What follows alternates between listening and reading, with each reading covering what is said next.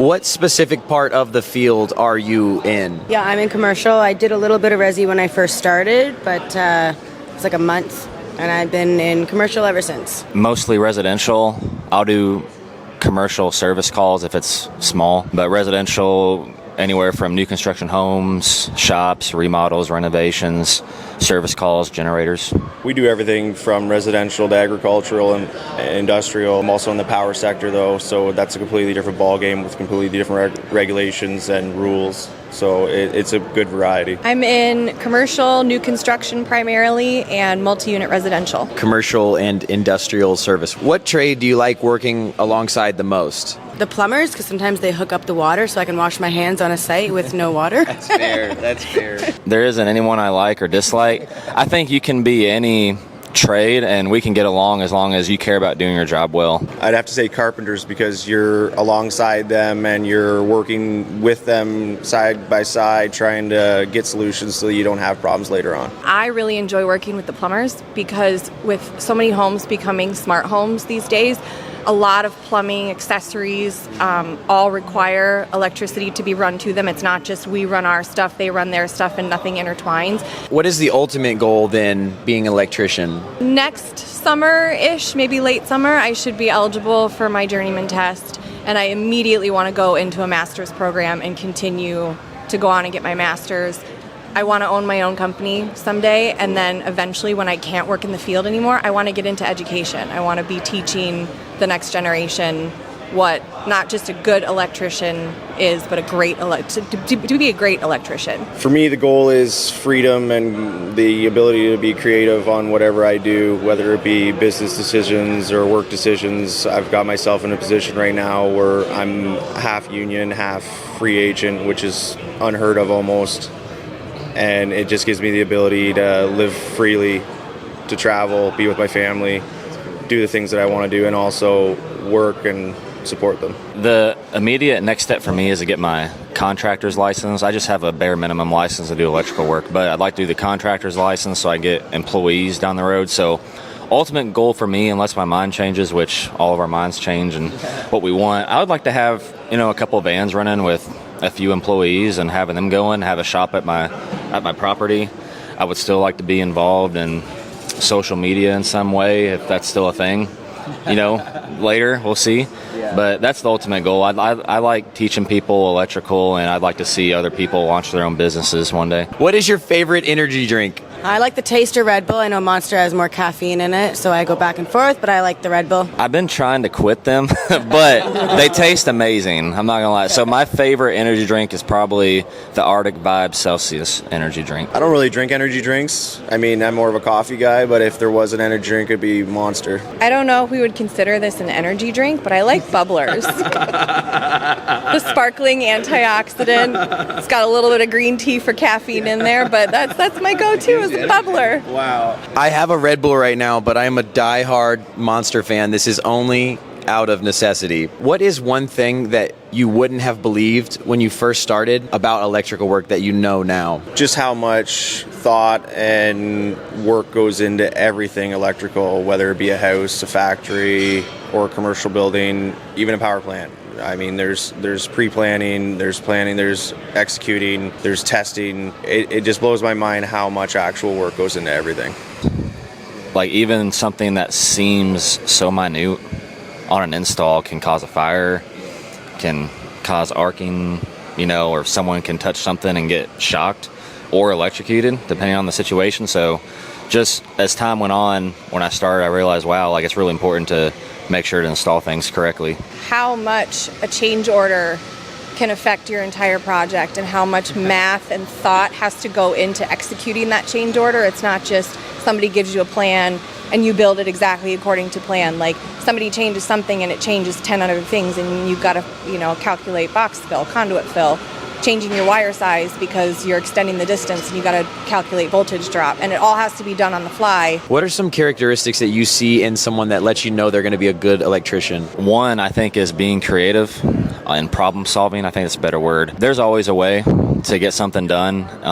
I've seen a lot of guys just give up immediately and say we can't do it or this or that. I've found in 4 years that there's always a way. It may be more difficult, but not giving up and keep pushing and not letting pressure crack you. For me, it'd be dedication. I mean, whether it's the apprentice level, journeyman, master, whatever you are, if you don't have dedication to bettering yourself, learning the new code, staying up to date, and innovating with the industry, you're just not going to make it. Code compliance, anybody who's really concerned and interested in learning the code, and then being detail oriented, your quality of work.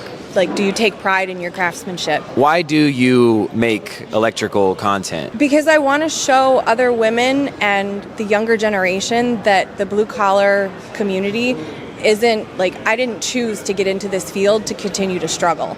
I chose it because I see the life that the blue collar trade can provide for a family, and I wanted that life for my family. Trying to encourage people who are interested in starting their own business. Now, every state's different, of course. There's different requirements, but I get messages a lot asking what are the next steps, what do they need to do, and of course it varies state by state, but there's a lot of people that want to make that leap, but they're afraid of X, Y, and Z and stuff. And the thing is, if you want to open up shop, whether it's self-employed or you want to have a huge crew, it's a leap of faith, it's a risk, and just getting people to believe in themselves and their skill set. To recruit the new generation, I mean, I had kids, and it was shortly after that I started wanting to do things to better their generation because I was afraid of how things are going. Now it's turned into this big thing of having my opinion heard and innovation in the industry and making our lives easier. So I couldn't even imagine where I'm at right now with it. What brand of power tools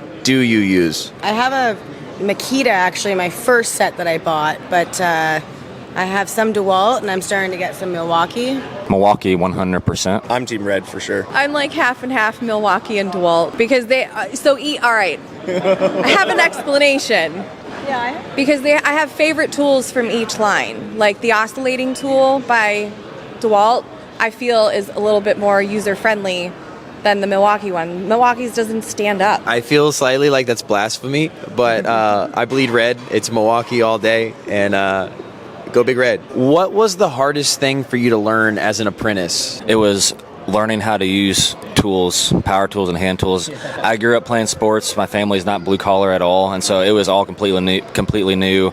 Most of the tools I use today never touched before in my life, and so just getting familiar with that, know what kind of bits to use on this or that. I've burned up tons of stuff because I wasn't using the right bit, and I'm like, why the heck is this isn't working? For me, it's the theory aspect.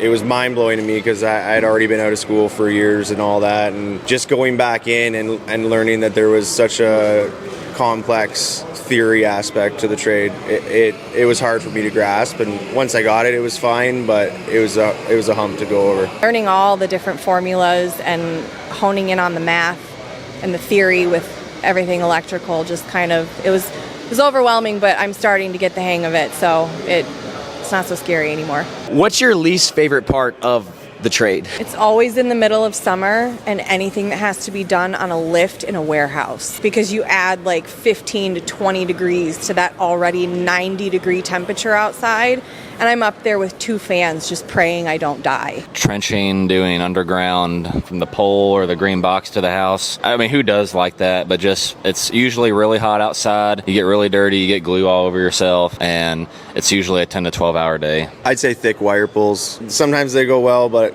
most of the time they don't go so well. What would you say to someone who has a hard time sitting still in school and doesn't know what they want to do for work? Try the trades. Your job site changes for you, your coworkers change. It depends on how long your project is, but typically you have such a change in environment that it's almost impossible to get bored. What's the biggest struggle that you face? For me, being self-employed, I'm just a one-man show, so I'm wearing all the hats. I'm doing the install, I'm meeting with the customer, I'm quoting jobs.